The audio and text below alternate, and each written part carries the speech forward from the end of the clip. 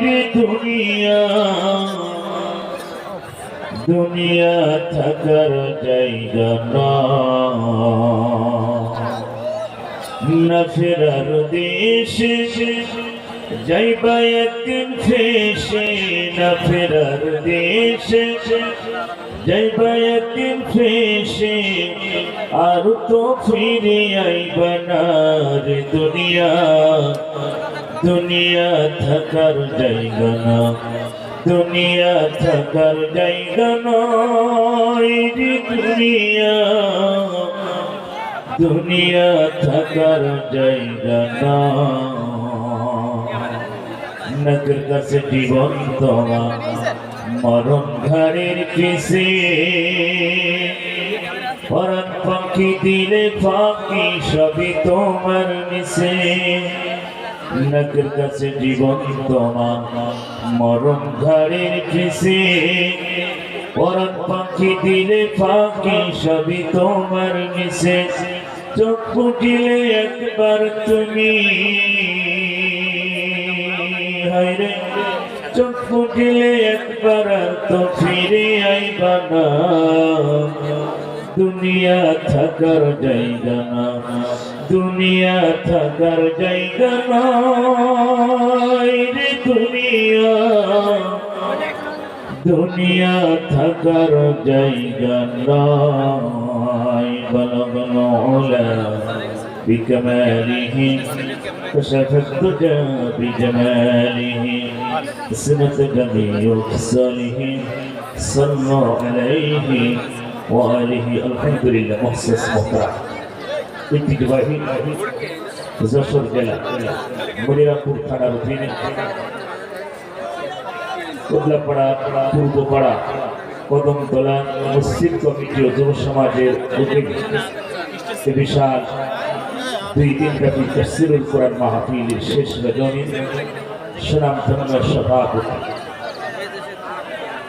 আমার অত্যন্ত ভালোবাসার মানুষ মুক্তিযোদ্ধা ডিগ্রি কলেজের অন্যতম প্রফেসর বিশিষ্ট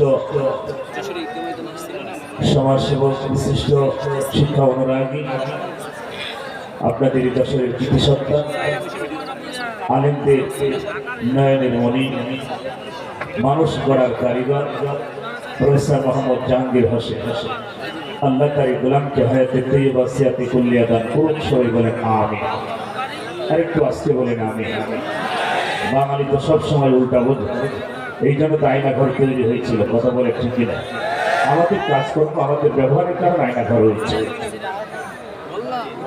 আজকের মাহফিলের বিশেষ অতিথি আমন্ত্রিত অতিথিবৃন্দ সম্মানিত অতিথিবৃন্দ আমাদের মাঝে আলোচনা রেখেছেন এই মনিরামপুর উপজেলা এবং থানার মানুষের নয়নের মণি মাটি ও মানুষের নেতা বিশিষ্ট রাজনীতিবিদ এবং আইনজীবী আমাদের মাথার তাজ আমাদের অভিভাবক আগামী দিনের এই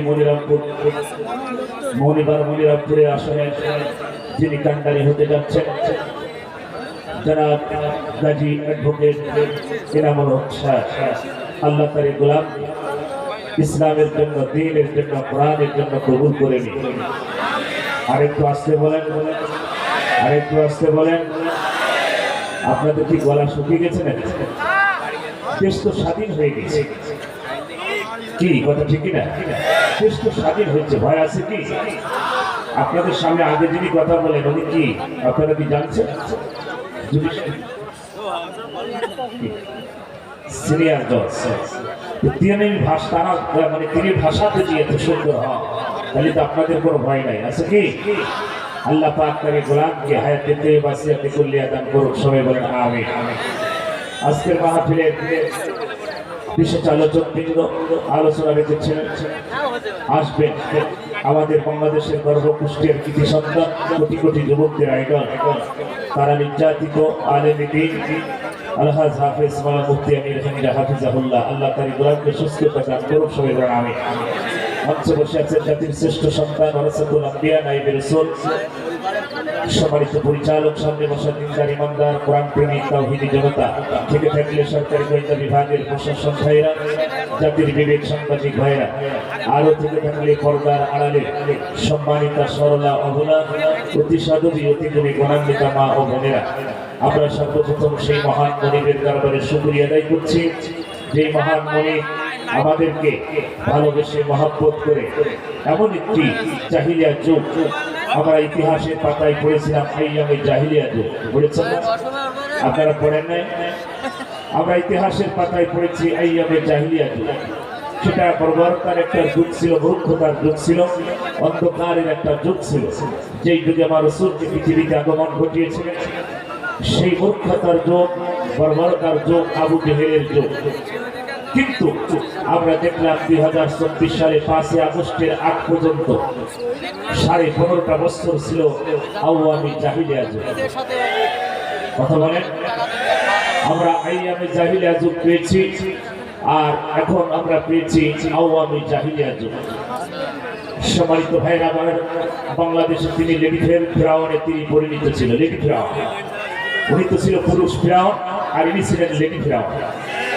সম্মানিত ভাইরা আমার, এই জন্য যে মহান আল্লাহ পাক এই মানুষের বুকের উপর থেকে পাহাড়গুলো সরিয়ে এই 18 কোটি মানুষের বাক শক্তি তিনি ফিরিয়ে দিলেন, সেই মহান মনিবের দরবারে চিৎকার দিয়ে একটু আওয়াজ করে বলি আলহামদুলিল্লাহ।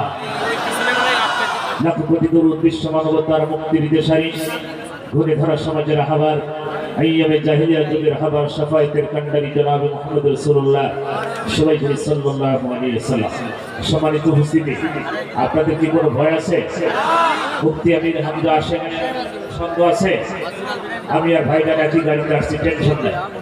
আমি নেমে এখান থেকে গাড়িতে নেমে চলে আসছি, দেরি করি না। আর ভাইজান গেছে একটু ফ্রেশ হবে, খাওয়া দাওয়া করে তিনি মঞ্চে আসবেন, টেনশন নেই। যশোরবাসী, মুফতি আমির হামজাকে একসময় এই জেলাতে ঢুকতে দেওয়া হয় না। কথা বলেন, খেলা হবে, খেলা হবে। যে আওয়াজ দিচ্ছেন খেলা কিভাবে হবে? আগেই তো আউট হয়ে যাবে, খেলা হবে। আমরা তো খেলতে চাই, কিন্তু একটা হারামখোর প্লেয়ার খুঁজে পাচ্ছি। কথা বলেন, হারামখোরের দল, নারীখোরের দল, মাদকখোরের দল, খুনের দল। কথা বলে ঠিক না? তাদের সংবিধানে 4টা কোয়ালিটি আছে। কয়টি? 4টা কোয়ালিটি: নারী, মাদক, সন্ত্রাস এবং রক্ত টেন্ডারবাজি। এই 4টা ছাড়া ওদের সংবিধানে কিচ্ছু না। আছে কি? আছে না। আমরা দেখেছি স্যার বলতেছিলেন এই দেশটা তারা শোষণ করেছে। যারা হারাম খায় ওদেরকে হারামখোর বলা হয়। কথা ঠিক না? যারা হালাল খায় তারা হালালখোর। কি খোর? শব্দটা কেমন যেন মনে হচ্ছে, যারা হারাম খায় তারা হারাম। এদেশের সম্পদ সব লুটপাট করেছে। এমপি, মন্ত্রী, তাদের দলের নেতা কর্মী, কথা বলে ঠিক না, তাদের বাপ্তাদার সম্পদ মনে করে তারা বন্টন করেছে। কিন্তু আমার আল্লাহ সেটা চয়েস করে না। আল্লাহ বলছে, ইন্দ্রা বাদশা রব্বিকাল শাদীদ, ওগো নবী আমার ধরাও পাকড়া খুব কঠিন। কথা বলে ঠিক না? সম্মানিত ভাইয়েরা আমার, আমি বেশি সময় নষ্ট করব না। আপনারা জানেন এই মাহফিল, আগামী তো মাহফিল হবে ইনশাল্লাহ প্রতি বছরের। এখন তো আর কেউ অনুমতি লাগে না, লাগে কি? আগের সিস্টেম ছিল অনুমতি নিতে হলে এলাকার মেম্বার, চেয়ারম্যান, থানার ওসি, ডিসি, এসপি, তারপরে এমপি, মন্ত্রী, হারামখোর, নারীখোর, মদখোর, গাঁজাখোর, টায়ারখোর, বিড়িখোর, সব খোরের কাছে যাওয়া লাগতো। কথা বলে ঠিক না? এখন আর কোনো খোরের কাছে যাওয়া লাগে? আমাদের থানার ওসি ছিল 2024 সালে 5 আগস্টে আগ পর্যন্ত বাংলাদেশের 600-এর বেশি থানা। প্রতিটা থানার 90% ওসি ছিল ডাইরেক্ট হারামখোর। কথা বলেন, 90% ওসি ছিল বাংলাদেশে হারামখোর, টাটকা হারামখোর। তারা একটা লেডি ফেরাউনকে তারা প্রভু হিসাবে গ্রহণ করেছিল। আমার ভাইরা, একটা নারীকে প্রতিষ্ঠা করার জন্য সাধারণ মানুষকে তারা মানুষ মনে করে নাই। কথা বলতে হবে। কথা বলে, রাজনীতি ওয়াজ করা খুব মনে চেয়েছিল, কিন্তু সময় তো কম। কথাটা বুঝতে পারছেন? এই জন্য আমার সামনে যদি আসি এই জন্য আলোচনা হবে ইনশাল্লাহ, কারণ সময় কম, একই সময় কম। সম্মানিত ভাইরা, এই জন্য আমি বলবো আল্লাহর কসম, আমার দেশের তরুণ তরুণী, এদেশের ছাত্র জনতা রক্ত দিয়ে, আগে বললেন না স্যার, বললেন যে আপনারা জানেন সিরিয়ার সেরা শাসক জালেম সরকার তিনি বিদায় হয়েছে, কথা বলেন ঠিক কিনা? আল্লাহ রাব্বুল আলামিন বিশ্ব নবীকে ডেকে বলে, ওগো নবী, এই পৃথিবীতে কোরআন নাজিল করেছি, এই কোরআন যারা মেনে নিবে আর কোরআন অনুযায়ী যারা জীবন চালাবে, নবী তাদের দুনিয়ায় কোনো ভয় থাকবে না, কোনো চিন্তা থাকবে না, কোনো টেনশন নাই তাদের দুনিয়ায়। যারা আবার দিন মেনেছে আর আমার দিনের জন্য যারা জীবন দিয়েছে, ওগো নবী, আমার দিন কায়েমের জন্য যারা রক্ত দিয়েছে, জীবন দিয়েছে, ওদের মরতে দেরি, জান্নাত পেতে তাদের দেরি হবে না। আল্লাহ পাক বলেন, ফালাহুম আজরুহুম ইনদা রাব্বিহিম, আমার পক্ষ থেকে তাদের জন্য পুরস্কার যাবে। জোরে বলুন সুবহানাল্লাহ। যশোরবাসী গান্ধীর শরীফ যারা কোরআন, এই কোরআনের মাহফিলের অনুমতির সিস্টেম চালু করেছিল, এই বাংলাদেশে কোরআনের মাহফিল যারা বন্ধ করে দিয়েছিল, আমার ভাইয়ের আল্লাহর ভাষায় তারা কাফের। তারা কি? জোরে বলেন, তারা কি? আল্লাহ পাক বলেন, ইউরিদুনা লিইউতফিউ নূরাল্লাহি বিআফওয়াহিহিম ওয়াল্লাহু মুতিম্মু নূরিহি ওয়ালাউ কারিহাল কাফিরুন। আল্লাহ নবী, আমার এই কোরআনের আলোকে যারা মুখের ফুৎকার দিয়ে, ক্ষমতা দিয়ে, বিভিন্ন কায়দা কৌশলে যারা নিভাতে চায়, ও নবী তারা কাফের।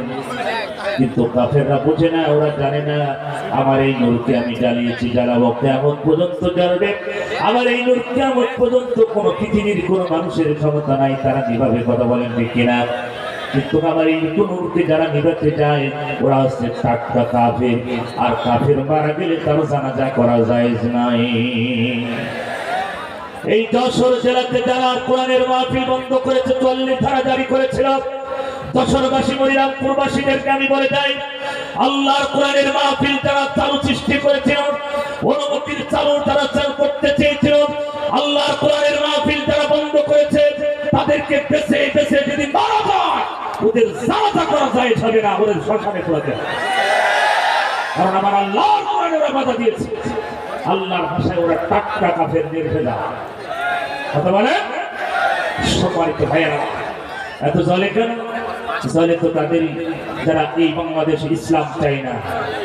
কথা বলেন, এই বাংলাদেশে কিয়ামতের দিন কায়েম হোক তারা চাই না। এই বাংলাদেশে কোরআন শরীফ সংসদে যাক তারা চাই না। আমার ভাইয়েরা যারা আল্লাহর কোরআন সংসদে যাক চাই না, ওরা মানুষ না, ওরা মুসলমান না, ওরা কাফের। ওরা কি? ওরা কাফের। সম্মানিত ভাইয়েরা, আলোচনা অনেক, কিন্তু সময় তো। এই জন্য একটা সন্তান হাফেজ, একটা সন্তান আলেম, রাসূল বলেছেন সাদাকাতুল জারিয়া, নেক সন্তান পৃথিবীতে রেখে যাও। মানুষ মৃত্যুবরণ করার পরে তার সব আমলের দরজা বন্ধ হয়ে যায়, কিছু আমল চালু থাকে, সেটা সাদাকাতুল জারিয়া। আজকে এই প্রফেসর জাহাঙ্গীর সাহেব তিনি একটা উদ্যোগ নিয়েছেন, আগামীতে তিনি এখানে একটা মাহফিল, একটা মাদ্রাসা, হাফিজিয়া মাদ্রাসা তিনি করবেন এলাকাবাসীকে নিয়ে। হ্যাঁ, আন্তর্জাতিক মানের একটা মাদ্রাসা তৈরি করবেন, যাতে বিশ্ব জয় হাফেজদেরকে এখানে শেখানো হবে। এরকম একটা টার্গেট নিয়েছেন। আল্লাহ পাক তার টার্গেটকে কবুল করুন। জোরে বলেন আমিন। আর একটু জোরে বলেন আমিন। আমার ভাইয়েরা, আমরা জানি এদেশের টাকা পয়সা মানুষ সব লুটপাট করে নিয়ে চলে গেছে। ওই দলের ভিতরে দুইজন ব্যক্তি ছিল, একজন ওলি আর একটা দরবেশ। ওই দলের ভিতরে দুইজন ব্যক্তি, একজন ওলি আর একজন দরবেশ। ওলি হচ্ছেন তিনি ফরজ নামাজ পড়তেন না, তিনি ৭০ থেকে ৮০ টাকা তাহাজ্জুদ পড়তেন। হারাম করে আগে পালাইছে। কথা বলে ঠিক না? কথা বলেন। আমি নারায়ণগঞ্জে গত কয়েকদিন আগে টাটকা বলে এসেছি, আপনাদের এই হারাম করে একটা শব্দ খেলিয়েছে বাংলাদেশে, খেলা হবে কি? আমার নেত্রী পালাবার না, বক্সের মুখ খুলি ফেলে তোর নেত্রী পালাই লোকে। কথা বল। আমার ভাই, এটা টাটকা হারাম খোর। পৃথিবীর কোন কিতাবে নাই ৭০ থেকে ৮০ টাকার তাহাজ্জুদ আছে কি? এখানে বড় বড় আলেম আছে, আমি অযোগ্য ব্যক্তি। আবার একজন দরবেশ ছিল, যেই দরবেশ কিছুদিন আগে একটা আহলে হাদিসের একটা সম্মেলনে তিনি বলেছেন কোরআন শরীফের ভিতরে একটু সন্দেহ আছে। কি বলেন নাই? ইউটিউবে দেখেন নাই? শেষ পর্যন্ত দেখলো ভাবভঙ্গি ভালো না, তখন বলছি হ্যাঁ কোরআন শরীফের ভিতরে অর্থটাই হাদিসের ভিতরে আছে মুখ বক্সে ভাই দাঁত খুলে ফেলা হারাম করতো নারী করে দাও যারা আল্লাহর কোরআনের শব্দ করে ওরা মানুষ না ওরা তলোয়ারের চেয়ে খারাপ আল্লাহ বলছে জালিকাল কিতাব ওয়া রাইবা ফিহি নবী এই কিতাব এমন একটি কিতাব নাযিল করেছি যার ভিতরে কোনো সন্দেহ ঘোষণা কা আর অন্য হারাম করে নারী করে কোরআন শরীফের ভিতরে সন্দেহ আছে আমার ভাইরা এটা হচ্ছে তাদের টার্গেট আবু জাহেল উত্তরসূরি নমরুদের উত্তরসূরি ফিরআউনের উত্তরসূরি যারা তাদের এরকম টার্গেট কথা বলে ঠিক আল্লাহর কোরআন জমিনে প্রতিষ্ঠা হোক আমরা সবাই চাই কি চাই না যারা বলেন চাই কি চাই না আল্লাহ নবী বিশ্ব নবী বলেন সময় বেশি নষ্ট করবো না বাজার একটা সন্তান হাফেজুলের একটা সন্তান আলেম হলে কি হবে সংক্ষিপ্ত বলি বাজান একজন হাফেজের সম্মান আমার আল্লাহ কেমন দিবে একজন আলেমের সম্মান আমার আল্লাহ কেমন দিবে একজন আলেমের সম্মান কেমন হবে একজন হাফেজের সম্মান কেমন হবে একজন হাফেজ যখন জান্নাতের দিকে দৌড়াবে জান্নাতের মেন গেটের দিকে যখন দৌড়াবে প্রতিটা গেটের ভিতরে এক নাই দুই নাই ৭০,০০০ গেট তৈরি হবে জোরে বলুন সুবহানাল্লাহ এই হাফেজ সাহেবকে জান্নাতে যাওয়ার আগে ৭০,০০০ গেট দিয়ে ওয়েলকাম জানানো হবে হাফেজ সাহেব ৭০,০০০ গেট পার দিয়ে আল্লাহর জান্নাতের মেন গেটে যখন দাঁড়িয়ে যাবে ও দশরবাসী কান দিয়ে শুনি ওই হাফেজ সাহেবের এক পা জান্নাতের ভিতরে আর এক পা জান্নাতের সিঁড়িতে হঠাৎ করে পিছন থেকে ফেরেশতা জামা টেনে ধরবে হাফেজ সাহেব কই যাও হাফেজ সাহেব ফেরেশতা জামা টেনে ধরবে হাফেজ সাহেব বলবেন কে ধরলি আমার জামা কেন টানা হচ্ছে আমাকে তাড়াতাড়ি ছেড়ে দেওয়া হোক জান্নাতের ভিতরে আমি প্রবেশ করবো হুর গিলমান আমাকে ওয়েলকাম জানাচ্ছে আমার বাড়ি তোমাকে ডাকতেছে তাড়াতাড়ি ছেড়ে দাও হাফেজ সাহেব বলবেন যখন এই কথা ফেরেশতা বলবে হাফেজ সাহেব তুমি কি ভুলে গেছো তোমার কি মনে পড়ে না তুমি তার বাড়িতে খাবার কে হাফেজ হয়েছো যার টাকা খেয়ে তুমি হাফেজ হয়েছো যেই রতনালা বাড়ি যেই জাগিরালা বাড়ি যার টাকা খেয়ে তুমি হাফেজ হয়েছো ওই বাড়িওয়ালাকে না নিয়ে কেমনে তুমি জান্নাতে যাও এটা সম্ভব হবে না হাফেজ সাহেব বলবেন আল্লাহ ফেরেশতা আমি তো ভুলেই গেছি আমার ভাইয়েরা এই জন্য নবী বলেন হাফেজ হতে পারো না হাফেজের বাবা হও হাফেজ হতে পারো না হাফেজের দাদা হও হাফেজ হতে পারো না হাফেজের নানা হও শ্বশুর হও কপাল খুলে দেবেন কে এই জন্য একটা সন্তান হাফেজ বানান একটা সন্তান আলেম বানান কপাল খুলে দেবেন কে আরো জোরে বলেন কে আমার ভাইয়েরা এখন তোর সন্তান হয়েছে টায়ার করে মদ করে গাঁদা করে ফেন্সিডিল কর কিন্তু পুরো হাফেজ কোরআনে আর বাংলাদেশে ইয়াবা নিয়ে ধরা পড়েছে এরকম আমার দৃষ্টিতে চোখে ভাবে নাই কথা বলেন ঠিক কিনা লা ইলাহা লা ইলাহা এ ভাই এতগুলো মানুষ হাজার হাজার মানুষ যেভাবে জিকির করছে মনে হচ্ছে জীবন যায় অবস্থা আসলে জিকির হবে কোন জায়গায় বিড়ি খেয়ে সব শেষ কথা বলেন এখানে বিড়ি খাওয়া পার্টি কারা আছে কিন্তু হাত তুলে দেখান বিড়ি খাওয়া পার্টি কই আলহামদুলিল্লাহ দশের মানুষরা বিড়ি খাই না আল্লাহ পাক সবাইকে ওলি হিসাবে কবুল করুন জেনে বলেন আমি এই যে হাজার হাজার মানুষ বিড়ি খাই না এলাকার দোকানগুলো চলে কোন কায়দায় বলেন হুজুর আমরা কেন বিড়ি খাবো বর্তমানে সিগারেট খাচ্ছি আমার ভাইয়েরা প্রতিটা নেশা জাতীয় বস্তু আমার আল্লাহ হারাম করেছে সময় নেই এই জন্য সামনে যেতে পারছি না আল্লাহ পাক বলেছেন আল্লাযীনা আমানু ওয়া নবী যারা ঈমান আনে ও নবী ওইভাবে ঈমান আনে যে সমস্ত সাহাবা সাহাবায়ে উহুদের ময়দানে জীবন দিয়েছে বদরের প্রান্তে যারা জীবন দিয়েছে বাড়ি ঘর জমি জায়গা সব ছেড়ে দিয়ে আমি সেই বদরের প্রান্তে দাঁড়িয়ে চোখের পানি ফেলে কেঁদেছি উহুদের ময়দানে চোখের পানি ফেলে কেঁদেছি সাহাবারা তারা জীবন দিয়েছে এই দিন কায়েমের জন্য কথা বলেছে সম্মানিত ভাইয়েরা আমি আপনাদের সংক্ষিপ্ত কথা বলি আল্লাহর নবী বলেন দুনিয়া কুল্লুহা মাতাউন ওয়া খায়রু মাতাউদ দুনিয়া আল মারআতু সালিহাত গোটা পৃথিবীর সব সম্পদ আমার আল্লাহর কাছে যেমন মর্যাদা সম্মান কিন্তু তার চেয়ে দ্বিগুণ সম্মান মর্যাদা আমার আল্লাহর কাছে এই পৃথিবীতে একজন নেককার নারী একজন সতী নারী কথা বলেন জোরে বলেন সম্মানিত যশোরবাসী ও যশোরের মায়েরা কানে শরীফ আল্লাহর নবী মেরাজে গেলেন। মেরাজে যাওয়ার পরে সামনে মেরাজের মাস আসতেছে। আল্লাহর নবী বিশ্ব নবী মেরাজে দেখলেন জাহান্নামের ভিতরে নারীর সংখ্যা বেশি, জাহান্নামের ভিতরে নারীর সংখ্যা বেশি। আল্লাহ নবী জিবরাইলকে ডেকে বললেন, জিবরাইল, এই নারীগুলো কারা?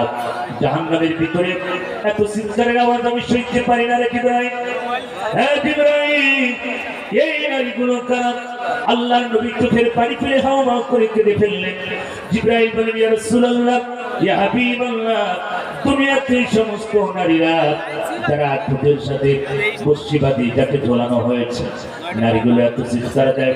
আল্লাহর নবীকে বললেন, জিবরাইল বলেন, ইয়া রাসূলুল্লাহ, ইয়া হাবিবাল্লাহ, দুনিয়াতে সমস্ত নারীরা যারা ঠোঁটের ঠোঁট পালিশ করতো, এই ঠোঁট দিয়ে বাইরের পুরুষের সাথে বিভিন্ন পার্কে বসে খারাপ কাজে লিপ্ত হতো। আমার ভাইয়েরা, জিবরাইল আমিন বললেন, রাসূল বললেন, ইয়া জিবরাইল, আমার উম্মতীদের এত কষ্ট দেওয়া হবে? জিবরাইল বলেন, ইয়া রাসূলুল্লাহ, সামনে অগ্রসর হন।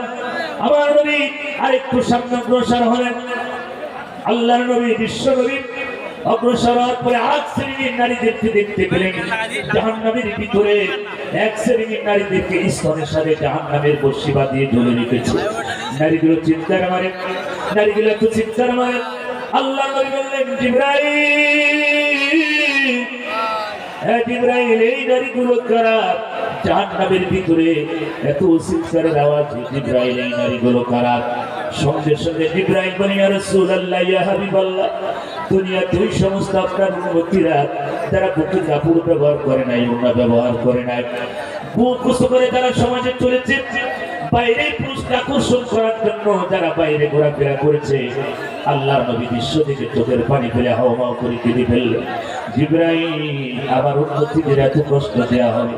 যশোরের মা বোনদেরকে বলি, ওগো মা, ক্ষণিকের এই পৃথিবীতে চিরদিন থাকবো না। আল্লাহ পাক আজকের আয়াতের ভিতরে বললেন, আল্লাযীনা আমানু ওয়া হাজারু ওয়া জাহাদু ফি সাবিলিল্লাহ বিআমওয়ালিহিম ওয়া আনফুসিহিম। আল্লাহ পাক বললেন, ওগো নবী, যারা ঈমান আনে, হিজরত করে এবং আল্লাহর পথে জান এবং মাল দিয়ে সংগ্রাম করে, আল্লাহ পাক বলেন, আরজামু দারাজাতান ইনদাল্লাহ, ওরা হবে আল্লাহর কাছে মর্যাদাবান, সম্মানিত। জোরে বলুন সুবহানাল্লাহ। সম্মানিত ভাইয়েরা আমার, এই ক্ষণিকের এই দুনিয়ায় চিরদিন আমি আপনি থাকবো না, সবাই কবরের যাত্রী হয়ে যাব। বাবা চলে গেছে, মা চলে গেছে অন্ধকার গভীর কবরে। আমার ভাইয়েরা, রাসূল বলে, মানুষ মৃত্যুবরণ করার পরে তার সব আমলের দরজা বন্ধ হয়ে যায়, কিছু আমল চালু থাকে, সেটা সাদাকাতুল জারিয়া। নেক সন্তান পৃথিবীতে রেখে যাও, যেই সন্তানের জন্য আজ আমার স্যার প্রফেসর জাহাঙ্গীর স্যার উদ্যোগ নিয়েছেন এলাকাবাসীকে নিয়ে একটা হাফিজিয়া মাদ্রাসা, সকাল বিকাল সন্ধ্যা কোরআন তেলাওয়াত করে প্রতিরোধ করে বিনিময়ে তার আমলনামায় একার না, তার পিতা, তার মাতা, এলাকাবাসীর সবার আমলনামায় যাবে। জোরে বলেন কথা ঠিক কিনা? এই জন্য আল্লাহ রাসূল বলেন, হাফেজ হতে পারো না, হাফেজের বাবা হও, নানা হও, শ্বশুর হও, দাদা হও, কপাল খুলে দেবেন কে?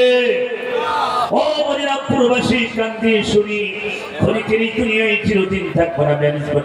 মানুষ মরণশীল, প্রত্যেকটি জাতির জন্য একটা নির্দিষ্ট সময় আমার আল্লাহ বেঁধে দিয়েছে। কোথায় পালাবি, কোথায় পালাবি?